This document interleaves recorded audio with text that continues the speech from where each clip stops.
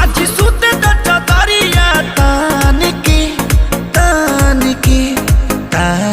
के टूट जाए राजा जी, टूट जाए राजा जी पलंग सागवान के, टूट जाए राजा जी पलंग सागवान के।